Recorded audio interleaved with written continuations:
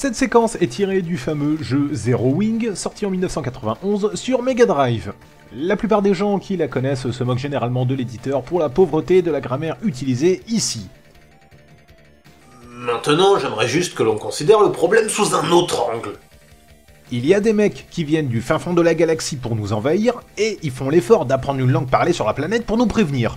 Et nous, tout ce qu'on trouve à faire, c'est se foutre de leur gueule. Et après, on est surpris, les aliens sont méchants, et ils décident de venir nous faire chier. Je sais pas, moi, mais on est peut-être un petit peu responsable, là, non?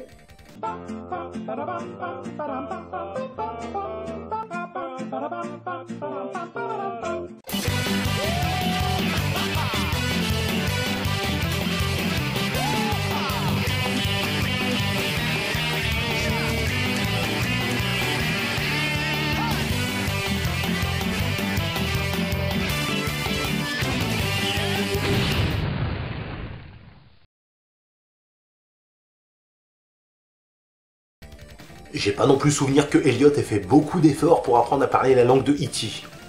De façon générale, les critiques n'ont pas pour but de faire plaisir. N'empêche, je vois pas où il veut en venir, le mec.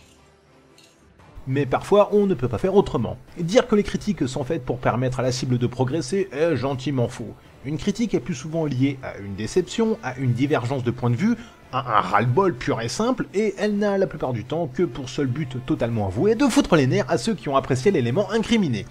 Lost Planet 2 a des qualités, mais pour chacune d'entre elles, je ne pourrais pas m'empêcher de lui trouver un défaut. C'est un peu comme si je vous disais que je sais réciter l'alphabet en rotant. Bon, ok, que je savais réciter l'alphabet en rotant, mais ce que je veux dire, c'est que d'un côté, on a une indéniable qualité qui ne pourrait que servir à rendre le monde meilleur, et de l'autre, un acte gratuit et parfaitement dégueulasse qui devrait même m'inciter à déconseiller mes vidéos aux moins de 18 ans et aux personnes un tant soit peu raffinées. Exemple concret, les graphismes de Lost Planet 2 sont magnifiques, mais vraiment. C'est beau, c'est varié, ça déborde de couleurs, ça pète de tous les côtés, et c'est foutu en l'air dès que vous réalisez que point de vue détail, c'est limite si on y a prêté attention. Les gens ne clignent pas des yeux, ils se traversent comme si de rien n'était, on se déplace dans l'eau sans que cela n'inquiète qui que ce soit, on met les pieds dans la lave parce que ça fait du bien, et dès qu'ils meurent, les personnages glissent sur des dizaines de mètres comme si on les avait recouverts de vaseline. Là où des jeux comme Heavenly Sword ou Uncharted Drake's Fortune misaient justement sur le côté humain de leurs héros en leur attribuant des tas d'expressions, avec Lost Planet 2, on se retrouve avec des personnages dont on n'a strictement rien à foutre, car à aucun moment on ne voit leur visage. On n'arrive donc ni à s'identifier à eux, et ni à compatir à la pile d'emmerde qui les attend.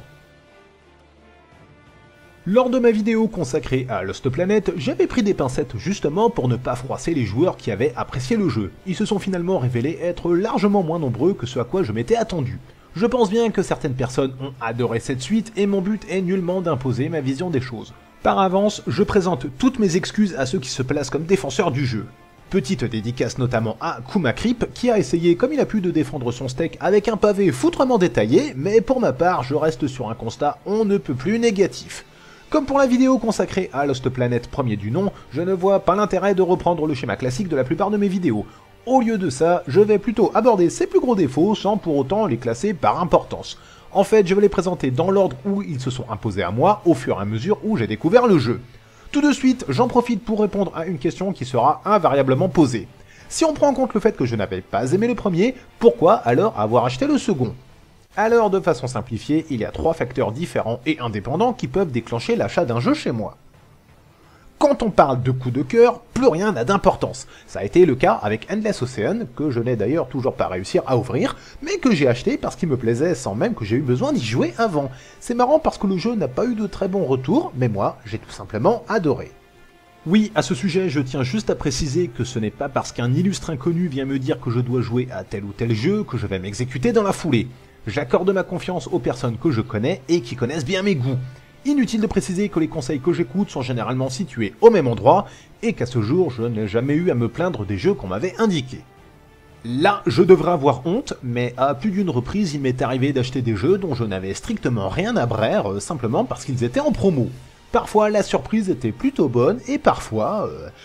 Une fois, je suis tombé sur un lot coûtant une bouchée de pain et comprenant Lost Planet et sa suite, Pour ma défense, je pensais que Lost Planet était bon, j'ai donc eu les deux jeux en même temps, mais même si je n'avais pas vraiment été convaincu par les semblants de qualité de Lost Planet, je partais du principe qu'une suite devait corriger les défauts de l'épisode d'avant. Et nous voilà maintenant face aux faits accomplis, ça ne va pas être joli, mais au moins vous êtes prévenus. C'est parti. Alors paf, d'entrée de jeu ça commence. Je ne sais pas si vous êtes nombreux à faire comme ça, mais moi avant de commencer à jouer à un jeu, je lis la notice, en entier. Dans le cas de Lost Planet 2, c'est un pavé de 45 pages qui m'attendait. Après, une fois que je suis bien chaud, une fois que j'ai bien envie de jouer au jeu, une fois que plus rien d'autre n'a d'importance, je me mets devant la console. Même si c'est quelque chose qui est devenu assez courant, j'avoue que la surprise de l'installation du jeu sur la console qui prend bien 25 minutes, ça a le chic pour sensiblement plomber l'ambiance. Pour vous donner un ordre d'idée, je pense que pendant l'installation du jeu, j'aurais eu le temps de lire la notice, 2 fois, et de faire ma comptabilité. La comptabilité telle que nous la connaissons se fait en partie double, c'est-à-dire que dès que vous enregistrez une somme au crédit d'un compte, vous devez enregistrer cette même somme au débit d'un autre compte, ce qui a pour effet d'équilibrer les comptes. Quand on y prête un minimum attention, en fait, c'est facile comme tout. Une fois l'installation effectuée, nous avons tout le loisir de réaliser que les différences entre ce jeu et le précédent sont nombreuses. La première concerne le mode principal du jeu que l'on pourrait apparenter à un mode histoire. J'avais laissé tomber Lost Planet suite à un échec à répétition face à un monstre bizarrement résistant, et je m'étais donc privé du dénouement que l'on imagine autant dramatique que prenant et qui lui servait de fin. Je ne sais donc pas ce qu'il advint du héros, mais là, non seulement on n'en parle plus trop, mais en plus, la planète sur laquelle on se les pelait jadis est devenue, suivant le cas, une jungle verdoyante, ou alors carrément un désert à vous brûler le fion tellement fort que même les babouins en auraient mal pour vous. Si on prend le jeu au vol comme moi, on peut clairement remettre en cause l'intelligence toute relative des imbéciles de scientifiques qui se pourrirent la vie auparavant à rendre habitables des étendues glaciaires alors qu'il suffisait de bifurquer à un moment sur la gauche pour profiter de tout le confort d'un climat amical et d'une eau parfaitement potable. Bon, bien sûr, les vilaines bébêtes sont également de la partie, et ça rend le tout nettement moins folichon. Lost Planet 2 est exactement le genre de jeu qui se passe de scénario. À l'époque des 8 bits, on balançait le joueur dans un niveau, c'est tout juste si on lui expliquait ce qu'il foutait là, mais il savait qu'il devait tout dézinguer, et ça se passait très bien. Avec Lost Planet 2, on a l'impression que ce n'est plus possible. Un peu comme s'il fallait un justificatif pour se mettre sur la gueule avec ses voisins, ou pour se prendre la tête avec sa compagne. Le problème est que malgré toute la bonne volonté que l'on veut bien y mettre, ça ne prend pas. C'est tellement décousu au mieux et stupide au pire que l'on se contentera de regarder ce qui se passe sans réellement faire attention à ce qui se dit. En ce qui me concerne, j'ai mis pas mal de temps à comprendre qu'on changeait de personnage à chaque chapitre. Comme on ne voit pratiquement jamais son visage, je n'avais absolument pas réalisé que le Gugus que je contrôlais n'était pas le même à chaque fois. Ça explique aussi en grande partie pourquoi je trouvais l'intrigue assez difficile à suivre. Maintenant, je peux résumer très simplement ce qui va vous arriver. Il faudra suivre un ordre de mission tout simple, à savoir aller du point A au point B, et ça partira en vrille à chaque fois, car vous trouverez immanquablement sur votre route au moins un gros monstre qu'il vous faudra bien évidemment dégommer. Voilà, on notera qu'il n'y avait pas de quoi se prendre la tête à sortir un scénario pour ça, je viens juste de l'expliquer en même pas 15 secondes. Toujours pour rester sur le scénario, avant de passer à autre chose, les scènes d'action c'est cool, surtout si elles sont bien faites, mais quand les lois les plus basiques, notamment celles de la gravité, ne sont pas respectées, ça prête plutôt à se demander à quoi ils ont carburé au moment de les réaliser. Point de vue exagération massive, là je crois que je n'ai jamais vu plus poussé. Le jeu en lui-même offre pas mal de possibilités. Vous pouvez jouer seul, en coop, ou même jusqu'à 4 en réseau, ça c'est plutôt une bonne nouvelle. Concernant le mode coop, il se fait en écran splitté. Alors ça vient peut-être de moi, mais autant sur Resident Evil 5, Call of Duty Modern Warfare 2 et 3 ça passe, autant sur Lost Planet 2 j'ai eu un mal fou à m'y faire. Comme pour le premier, ça blaste de tous les côtés et il arrive souvent qu'on ne comprenne strictement rien à ce qu'il s'y passe. C'est d'ailleurs là où le niveau de détail graphique du jeu joue en sa défaveur, car ce qui passe très bien quand on joue seul ralentit le jeu et le rend presque illisible quand on le ramène à ces petites fenêtres tout trikiki. Je n'ai donc pas poussé l'expérience plus loin que ça, mais une excellente idée sur le papier qui se transforme en un gâchis visuel dès qu'on s'y essaye, forcément, ça déçoit énormément. On peut alors se rabattre sur le mode en solitaire. Inutile donc de revenir sur le scénario qui n'a vraiment pas de quoi vous faire vibrer, mais il est tout de même bon de signaler qu'il m'est rarement autant arrivé de ne rien comprendre dans un jeu d'action. Entre les objectifs qui changent à tout bout de champ, les monstres qui surgissent de nulle part et le côté bourrin assumé qui vous force à dégommer tout ce qui passe devant votre viseur, on se retrouve avec un défaut déjà présent dans le premier volet, avec des boss fights durant lesquels on ne comprend pas toujours ce qu'il faut faire, et des ennemis qui se décident à mourir seulement après avoir reçu l'équivalent de 3 chargeurs dans les gencives. Pour vous aider, vous êtes en permanence accompagné de 3 joueurs contrôlés par l'intelligence artificielle. Artificiel, définition selon le Larousse, qui est, rappelons-le, un dictionnaire et dont le contenu est validé par des lexicographes et des spécialistes et qui a certainement plus vocation à avoir raison qu'un compte de site rédigé par des gens qui n'y connaissent rien et validé par d'autres crétins qui s'y connaissent encore moins. Artificiel, adjectif qui signifie produit par le travail de l'homme et non par la nature, qui résulte de la vie en société et n'est pas essentiel, qui n'est pas conforme à la réalité, qui est affecté, manque de naturel. On prend les deux dernières définitions, on n'a jamais été autant dedans qu'avec Lost Planet 2. Vous n'imaginez pas à quel point les trois couillons consanguins qui traînent derrière vous peuvent être consternants de débilité. Soit ils foncent comme des abrutis chacun de leur côté, soit ils restent plantés devant vous en attendant vainement que vous compreniez ce qu'il faut faire ensuite, soit ils font gentiment office de chair à canon. Il s'agit donc d'une force de frappe supplémentaire, mais dépourvue du moindre sens logique, un peu comme l'option dans Gradius qui vous suivait à la trace. Ben là, imaginez juste que l'option en ait marre de vous et qu'elle décide de partir voir le temps qu'il fait à l'autre bout de l'écran. On a clairement un problème et peut-être que les développeurs se sont dit qu'il n'y aurait pas besoin de travailler plus cet aspect. Erreur. Allez, pour le citer parce que je l'adore et parce que ça me fait plaisir de parler d'un jeu sur PC, dans Unreal Tournament, quand on joue seul avec des bots contrôlés par l'ordinateur, on peut leur donner des ordres basiques qu'ils suivront aveuglément quitte à faire un peu n'importe quoi. Leur comportement restera tout de même nettement plus acceptable et cohérent que ce que feront les trois autres nigauds, et si vous avez joué à Unreal Tournament, au moins vous pouvez avoir une idée de la catastrophe. On peut le dire, les joueurs contrôlés par l'ordinateur dans Lost Planet 2 ont du flanc à la place du cerveau. Et en parlant de flanc...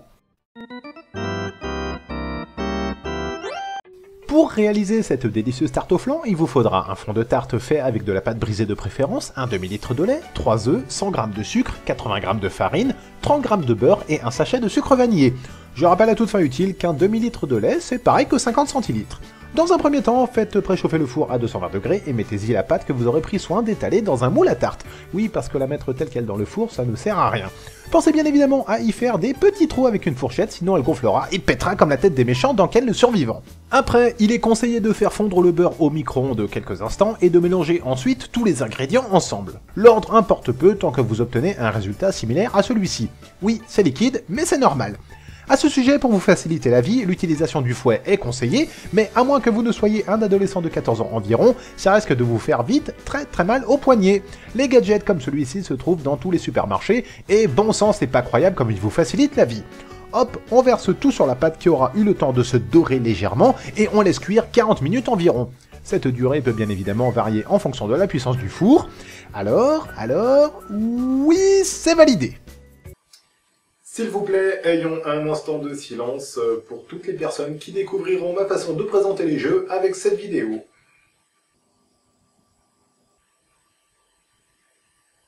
Normal. Malgré tout, je n'ai pas trouvé le jeu si difficile que ça. Bien sûr, j'ai souvent été coincé, et pour éviter l'énervement, j'ai tout misé sur le mode en ligne pour progresser. Et là,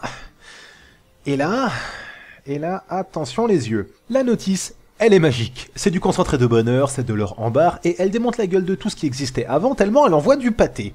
Page 21, il est écrit, je cite, « Participer à une bataille en ligne n'a jamais été plus facile, il suffit de suivre les consignes ci-dessous. » Le ci-dessous dont il est question ici s'étend alors jusqu'à la page 38. C'est effectivement tellement facile qu'il aura tout de même fallu 18 pages pour expliquer un truc à vous donner envie de vous arracher les yeux, tellement il n'est pas au point. En fouinant avec le moteur de recherche des parties, je me suis rendu compte que les parties en coop avec des humains étaient tellement foireuses et mal foutues que la plupart des joueurs préféraient y jouer seuls. L'explication vient du fait qu'il est impératif de démarrer la partie avec les autres joueurs et que ceux-ci ne pourront pas vous rejoindre une fois qu'elle aura commencé. J'ai essayé à plusieurs reprises et à chaque fois je me suis retrouvé à poireauter pendant de longues minutes avant de finalement laisser tomber. Dans un certain autre jeu dont je tairai le nom, si on manque de joueurs humains, ce sont des bots qui prennent le relais, et si un joueur humain arrive, la partie dégage un bot, ça marche bien aussi. En ayant marre d'attendre de trouver des joueurs voulant se faire les mêmes passages que moi, je me suis souvent retrouvé à devoir me taper les premiers niveaux du jeu, autant dire qu'au bout d'un moment, ça gave un peu. Pour faire vite concernant le jeu en lui-même, il n'y a rien de transcendant à dire. La jouabilité est la même qu'avec le premier, on peut grimper dans des robots, il y a des tas de grosses armes, et les trucs qu'on actionne à tout bout de champ servent enfin de point de passage. Il faut savoir que la plupart du temps, on se battra contre d'autres êtres humains et que ce n'est qu'occasionnellement qu'on affrontera les bestioles qui pullulaient dans le premier. Si on le prend comme un jeu d'action tout bête et qu'on y joue en réseau avec des joueurs humains, ça peut passer. Seul, j'ai trouvé ça plutôt naze. Très vite, je m'en suis lassé et j'ai focalisé mon attention sur le mode d'affrontement en ligne.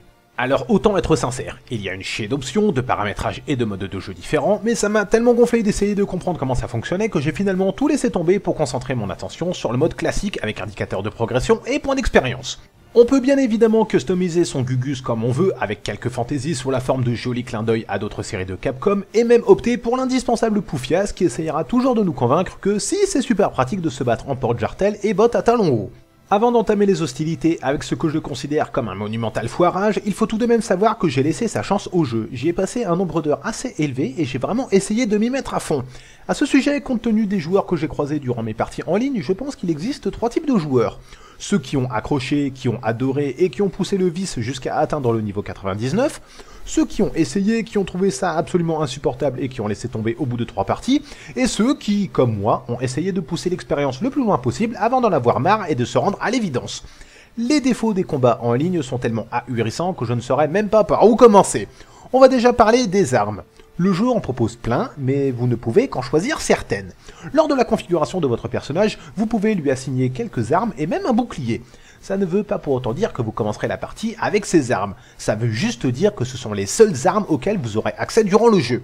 Quand un joueur crève, il laisse derrière lui des munitions, et même s'il avait une arme super efficace et incroyablement plus puissante que la vôtre, vous ne pourrez pas l'avoir. Vous, quoi qu'il arrive, vous ne pourrez vous retrouver qu'avec les armes choisies au début. Inutile de dire que cette décision de la part des développeurs est autant incompréhensible qu'énervante.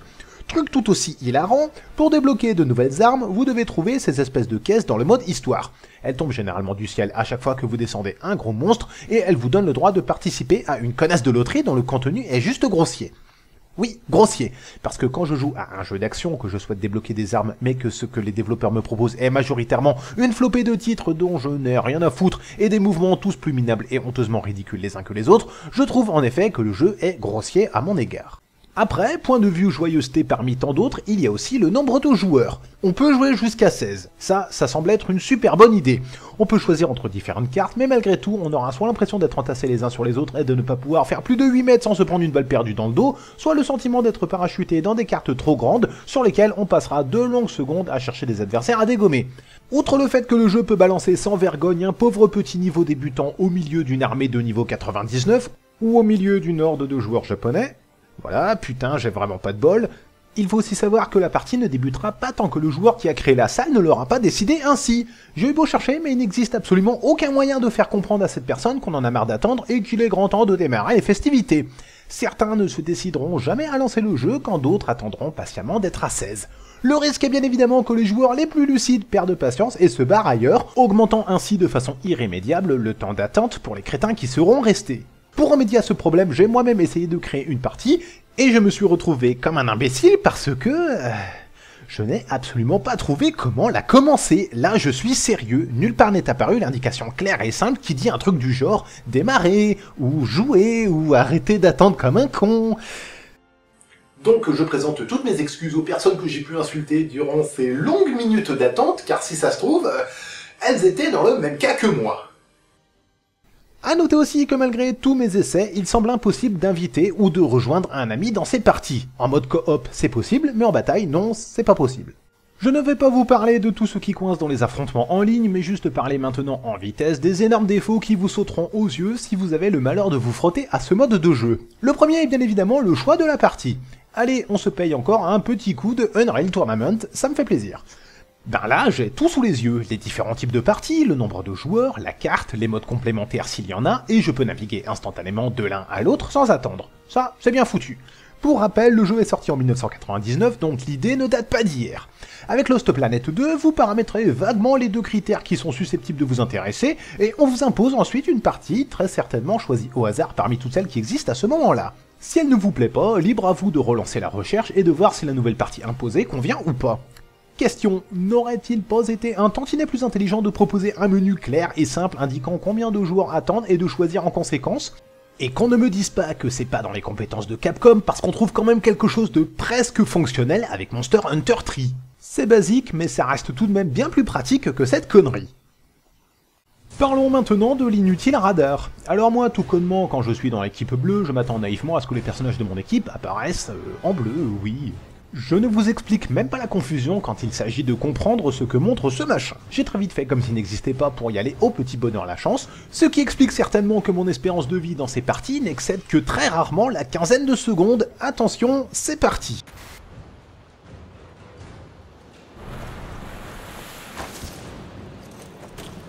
Putain, ça n'a pas traîné. Un autre facteur que je ne peux que qualifier de défaut est lié à la jouabilité. Les espèces de bornes qui sont disséminées partout sur les cartes ont un rôle crucial. Plus vous en avez en votre possession, plus vous avez de points de résurrection possibles. Si vous êtes amené à claquer, ce qui devrait finalement arriver plutôt souvent, vous aurez alors le choix de l'endroit où réapparaître. Il va sans dire que plus on en a, plus on est en position de force, car ça limite les endroits où les adversaires vont revenir en jeu, et ça permettra donc de les sniper comme des lapins. Le problème est que pour activer ces bornes, il faut sauvagement bourriner un bouton de la manette, et que par un hasard des plus malvenus, c'est ce même bouton qui sert pour les attaques au corps à corps qui sont, à mon niveau, les plus puissantes du jeu. En pratique, comment ça se passe? Je commence à taper et je dois faire gaffe car une fois que l'attaque est lancée, je ne peux plus orienter mon personnage. Mais si je rate l'ennemi et que je me retrouve près d'une de ces saloperies de bornes, à votre avis, que va-t-il se passer?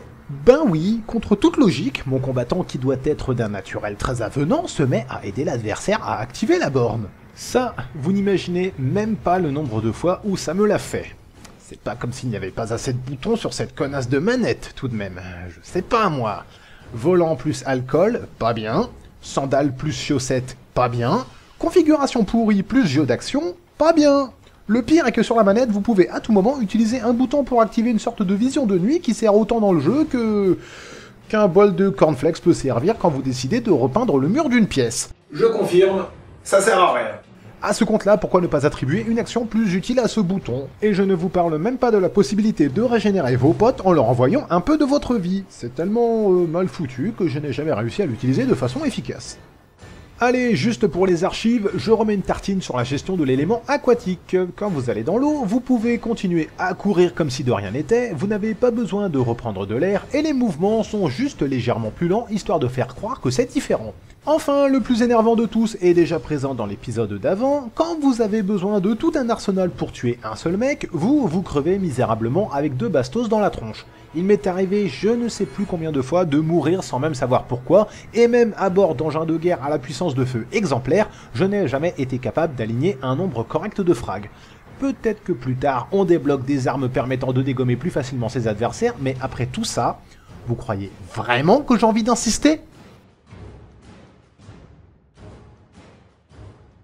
Ceci étant dit, je ne vous cache pas que j'ai pris mon pied comme rarement lorsque j'ai réussi à faire ce coup-là. Et oui, c'était de la chance. Lost Planet 2 propose une expérience solo tout juste convenable et un mode multijoueur qui risquera réellement de vous donner envie de jeter votre manette par terre tellement il est frustrant.